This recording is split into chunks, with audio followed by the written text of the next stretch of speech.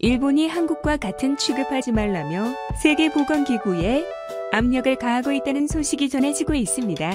일본 내 코로나19 확진자 1330명, 사망자 22명으로 우려 단계에서 심각한 상황까지 이르렀는데, 정작 코로나19와 관련해 한국, 이탈리아와 같은 우려국으로 언급하지 말라고 압력을 넣어 대외 언론전에 힘쓰고 있습니다. 니혼 게이자 20문에 따르면 일본 정부는 크루즈선 다이아몬드 프린세스호 사태를 계기로 코로나19 방역 능력에 대한 해외 언론의 비판이 이어지며 일본으로부터의 입국을 제한하는 국가가 늘자 국제기관과 외신을 대상으로 한 여론전에 열을 올리고 있습니다. 지난 2일 테오드로스 아드하놈 거브러와수스 WHO 사무총장이 기자회견에서 한국, 이탈리아, 이란, 일본을 우려한다라고 말하자 일본 정부는 강하게 압박을 가한 것입니다. WHO는 일본의 요구를 받아들여 사무총장은 중국 이외에서 증가한 사례의 80%는 한국, 이란, 이탈리아라고 수정하였습니다. 일본은 지금 코로나19 검사자는 8,111명이며 하루 검사 능력이 한국은 1만 건 이상이며 일본은 3,800건 정도인데, 일본 정부는 코로나19 방역에 잘 대처하고 있다고 말하고 있습니다. 미국 CNN에 따르면 일본의 코로나19 확진자 수가 정부의 발표보다 10배 많을 수 있다는 전문가들의 우려가 제기되고 있다고 전하며, 일본의 확진자 수는 빙산의 일각이다. 실상을 제대로 파악하기 위해 적극적으로 검사 수를 늘려야 한다고 지적했습니다. WHO 정책조정관을 지낸 시부야 겐지 런던 킹스 칼리지 인구보건연구소장은 일본이 대중의 불안을 해소하려면 검사의 문턱을 낮추되 노인 등 고위험군의 우선권을 보장해야 한다고 조언을 하였습니다. 일본에서 코로나19 검사를 받기 위해서는 사흘간 37.5도 이상 발열이 계속돼야 하며 극도의 피로감 또는 호흡 이상 같은 폐렴 의심 증세가 나흘 이상 계속 나타나야 검사를 받을 수 있어 일부 검사소에서는 검사를 해주지 않는다며 보건소 직원을 때리는 일도 벌어졌습니다. 이런 일본이 한국의 검사 방식에 문제가 있다며 한 언론에서 보도를 하기도 했습니다. 이 언론에서는 한국의 드라이브-스루 방식은 한 명의 방역자가 계속해서 검사를 하면 그 사람이 전염을 해서 더 많은 감염자가 나온다는 내용입니다.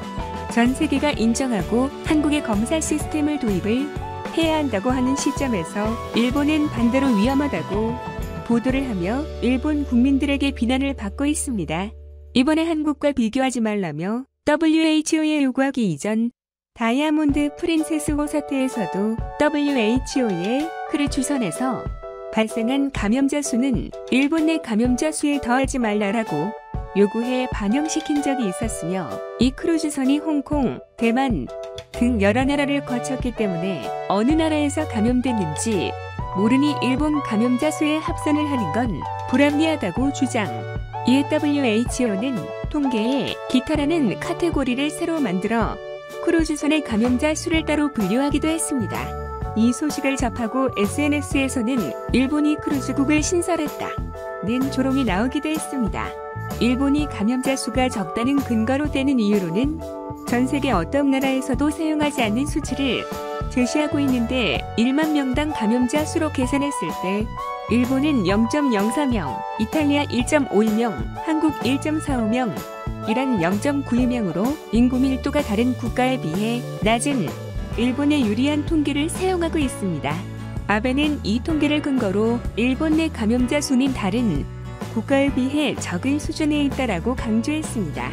또 일본은 휴교령과 대규모 행사 자숙 요청 등이 효과를 보이고 있고 시의적절한 조치를 강구해 감염자 확대를 막을 수 있다고 말하고 있습니다. 뉴욕타임스에 따르면 일본은 코로나19에 대응하는 것이 불가능하다. 올림픽 개최는 가능할까라는 기사를 게재했습니다. 일본은 2020년 도쿄올림픽의 개최에 사활을 걸고 있으며, 도쿄올림픽 개최에 일본은 126억 달러를 지출을 하였으며, 만약 취소가 된다면 천문학적인 손실을 일본이 껴안게 됩니다. 한편 일본 올림픽 조직위의 한 관계자는 도쿄올림픽은 연기, 보다 취소가 현실적이라는 발언을 하며 논란이 일었습니다.